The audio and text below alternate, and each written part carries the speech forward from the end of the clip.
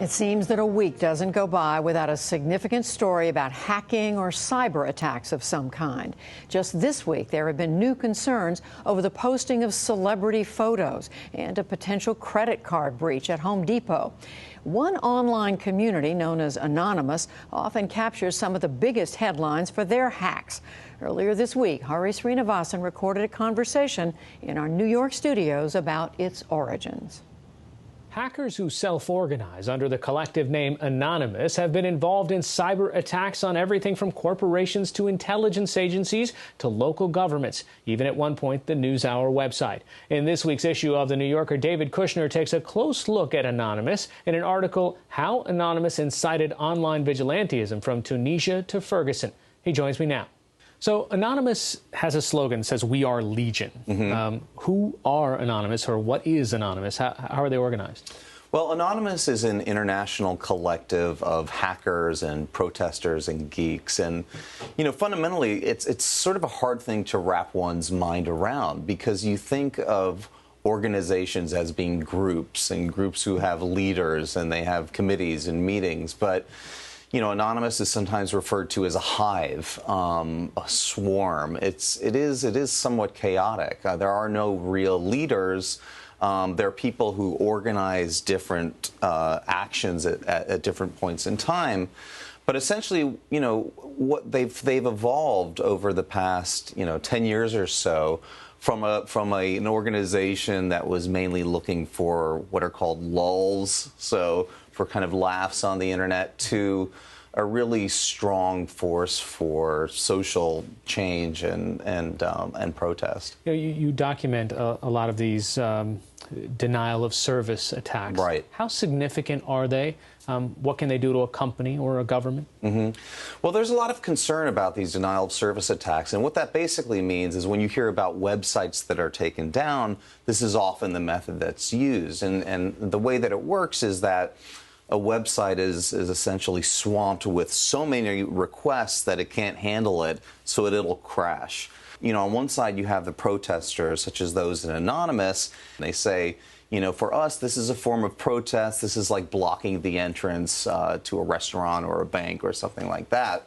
In kind of a civil rights vein. That's the way they'll frame it. But then on the other side, you'll have the businesses or the city governments who've all been subject of these attacks. I mean, you have businesses like PayPal, which was attacked, and they claimed, I think, damages of $5 million, something like this. You have city governments. I mean, the person I wrote about in the New Yorker story, who goes by the name Commander X, one of his actions was against the city of Santa Cruz, and he took down the city website for about 20 minutes. So, you know, you'll have governments say that this is disrupting the service, their ability to get information out. Businesses are claiming loss of revenues. So there's these two sides to it. So how, you know, there's kind of an interesting distinction. How skilled are these people? Because on the one hand, you kind of point out that not all of them are actually really gifted computer coders and hackers. Right. But on the other hand, parts of Homeland Security or the FBI or CIA are very concerned about the threat, and they're saying they could take down in real important public infrastructure. You're right. And one of the parts of the story, what I'm reporting on, is a few years ago, there were briefings in Capitol Hill about this idea, about this threat of Anonymous. Keith Alexander at the time was suggesting that Anonymous had the capability to attack power grids. There are some people who say that was essentially beating the drum for some legislation at the time. But you know, to think about Anonymous again, thinking about them as this hive, within that hive, there are some extremely gifted hackers, very sophisticated hackers who could do a great deal and can cause a lot of damage. But, you know, after reporting on this for the last year or so, the collective wisdom is that maybe 20% of the people who identify as Anonymous are actually hackers, and that the other 80% or so are just kind of protesters, you know, like I said, geeks, disenfranchised. It's become kind of a catch-all for all of that. And you've also got an interesting phrase in your story. You've called some of their actions influential but irresponsible. In the Steubenville, Ohio rape case, where this high school teenager was raped, they actually ended up figuring out a way to get a very important cell phone video out to the public. But at the same time, they also kind of released an unredacted court document, which ended up outing the victim's name as well. Right.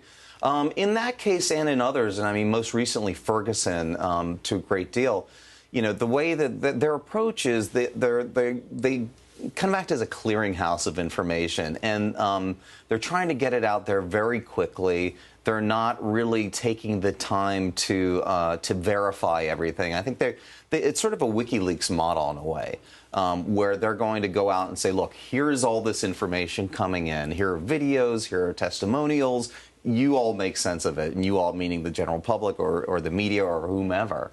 So, and sometimes in that kind of fire hose blast of data and media, there'll be some things that are impactful, such as that video, and then there'll be things that aren't, and there'll be things that are problematic, such as in Ferguson, when there was a rush to identify who was the officer who shot Michael Brown, and Anonymous or someone representing Anonymous released the wrong name.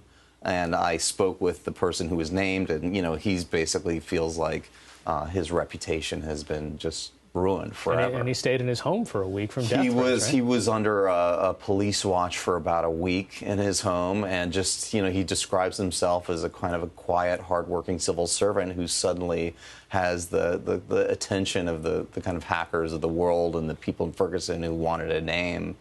And, and there were people within Anonymous who did come out and apologize for this. But, there is an element of chaos to all of this. All right. The article about Anonymous is in this week's New Yorker. David Kushner, thanks so much for joining us. Thanks for having me.